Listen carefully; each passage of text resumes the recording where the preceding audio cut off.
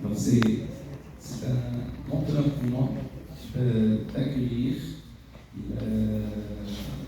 vous accueillir pour cette conférence organisée dans le cadre de la 6e édition du congrès de l'Association marocaine de gestion. Alors, le professeur Laïli a présenté un peu l'historique, quelques faits et quelques événements saillants qui concernent notre association.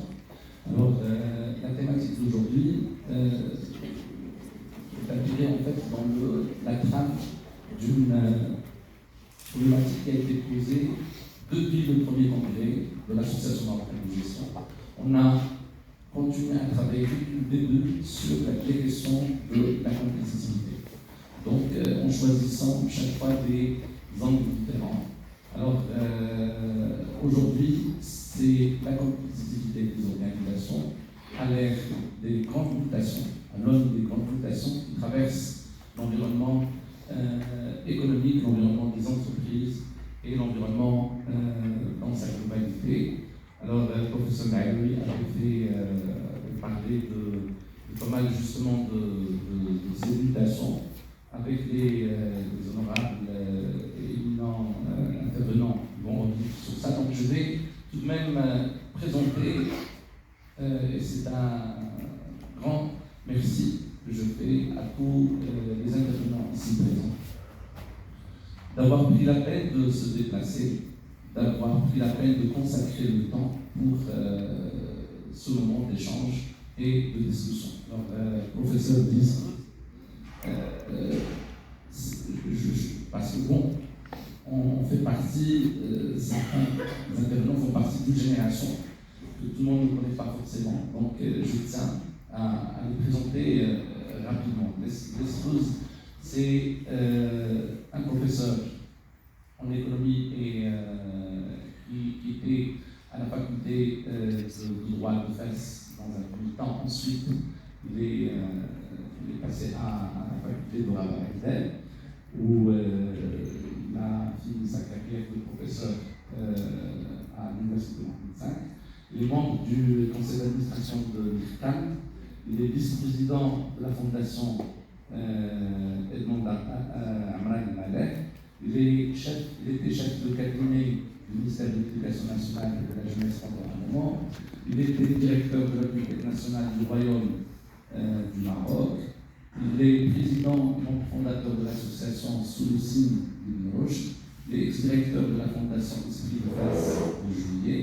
Et il est parmi les militants qui travaillent dans l'ombre pour le festival de Fès, tel qu'on le connaît aujourd'hui. C'est des choses avait fait énormément de choses pour ce festival pendant un bon bout de temps. Il est membre du comité consultatif international du monde de l'UNESCO. Il est membre du conseil d'administration de l'association Amana Microfinance. Et ce n'est pas tout. C'était aussi mon professeur. C'était mon professeur, ma première séance à la faculté de Fès, je me rappelle très bien, la première séance en tant que jeune étudiant à la faculté de Fès, Talomèze, on préfère l'appeler de mon côté. La première séance c'était avec Sylvie Esclose et c'était 3 heures d'économie politique. À la fin de la séance, il nous a dit ceux qui peuvent suivre sont les bienvenus. Il n'a pas fait d'intercours, il a passé 3 heures à débattre, à discuter.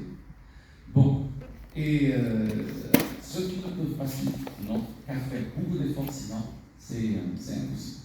C'est le professeur Hudayfa Indien. Professeur Hudayfa Indien qui est un professeur en gestion et économie.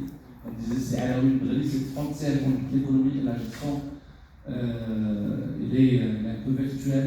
Alors, militant de la société civile, membre du comité permanent du Grand Prix Hassan II mondial de l'eau, membre de la Commission nationale de l'éducation et sciences de la culture. Il était président de l'université de Tanger ou de Tétouan, coordonnateur national du réseau des doyens des facultés de droit, coordonnateur national du réseau des directeurs des NCG, directeur de la publication de la revue marocaine en contrôle gestion, président de la Commission nationale supérieure des équivalences des diplômes, président fondateur de l'Institut Confucius universitaire d'Annecy, directeur de l'ICG de Tanger et en fait, il était citoyen par intérim de la faculté de Tanger. Monsieur Hakim Al-Rakchi préside la société Maghreb Industrie, qui est une société familiale créée en 1959, très ancienne, ça fait 40 ans qu'il est à la direction de la boîte. Il opère, c'est une société qui opère à partir du Maroc, mais qui exporte aussi aux États-Unis et au Maroc. Il est vice-président de la CGM depuis 2012 en charge successivement de l'école logistique internationale et fiscalité. Et il était également vice-président de la SNEX et président de FINAGI.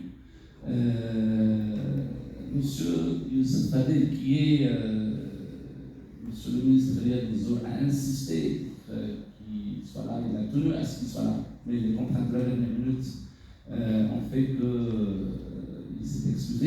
Il a absolument tenu à être représenté par l'un des cadres brillants du ministère, qui est M. Fadel Youssef, directeur général de l'industrie au ministère du commerce et industrie, et M. Fadel est en charge également du pilotage des structures et des dispositifs dédiés aux infrastructures technologiques et la promotion de l'innovation industrielle. Il a occupé plusieurs postes de responsabilité au sein du ministère avant d'être nommé en 2018 poste de directeur des industries agroalimentaires, et il a assuré la responsabilité jusqu'à sa nomination en février 2024 en tant que directeur général de l'industrie au sein du ministère.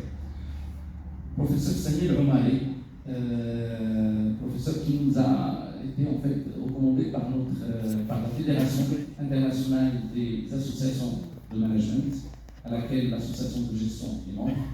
Donc, c'est une association internationale qui a mis deux Marocains en contact. Bon, qui a mis Samir Omari, l'association marocaine de gestion, et Samir Omari, qui est directeur. Alors, voilà, j'ai respecté l'âge de la présentation, donc vous m'en excuserez. Je me suis posé la question par rapport aux critères, mais bon. Alors, Césalie, voilà. Alors, il a effectué toute sa carrière presque à Toulouse, dans la Business School de Toulouse, BBS, avant de rentrer il y a quelques mois au Maroc et à Casablanca pour occuper le poste de responsabilité du directeur de Business School Casablanca. Donc, je vous remercie énormément pour votre présence, chers intervenants, messieurs. Donc, pas de temps à perdre. Moi, je vais juste, après ce qui a été dit par Célia Laoudry, je vais passer rapidement en disant que la compétitivité, je connais très peu de termes qui sont aussi convoités que le terme de la compétitivité, utilisé par les chercheurs, par les praticiens, utilisé par les journalistes, utilisé par les politiques, utilisé par tout le monde. Un terme aussi convoité devient systématiquement très protéiforme et polysémique. Il pose problème quant à le de sens qu'on lui affecte, pose problème, et cette question de la perception et du contour de sens lié à la compétitivité la rend encore plus complexe. Tout ce qui se passe aujourd'hui dans l'environnement, dans nos environnements, qui sont traversés par énormément d'incertitudes, beaucoup de complexité, beaucoup d'imprévisibilité. Donc c'est la digitalisation, les aléas climatiques, les aléas de toutes sortes, géoéconomiques, géostratégiques. Et en ouvrant en écoutant les informations, chaque jour on est traversé par ça. Donc la compétitivité des entreprises et des organisations pose énormément de problèmes dans des environnements comme ça. Je laisserai aux éminents intervenants le soin de répondre dans une première séquence, parce qu'on a un peu de temps de retard, mais on va essayer de le rattraper vers la fin.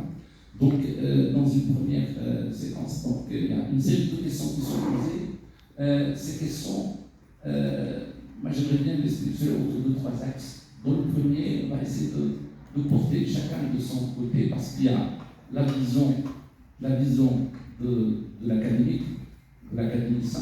Il y a la vision du chef d'entreprise et la vision du responsable des politiques publiques avec la présence de monsieur le directeur général. Donc, qu'est-ce qu'on entend par compétitivité? De quoi parle-t-on exactement? Meso, micro, macro, la compétitivité de quoi? De l'entreprise, de l'organisation, de la branche, de l'économie. Qu'est-ce que c'est que la compétitivité? Notamment en ces temps de mutation. Donc on va essayer de faire un tour de table dans un premier temps. Donc pour parler pendant 3-4 minutes, chacun pour nous dire sa vision. Compte tenu des mutations actuelles, lesquelles, qu'est-ce qui pose problème vraiment, et comment la compétitivité peut être cernée par nous, parce que je pense que la vision doit être renouvelée. Les définitions classiques sont appelées à être redéfinies. Vous avez la parole. Ben, je vais rester dans le même ordre, si vous permettez.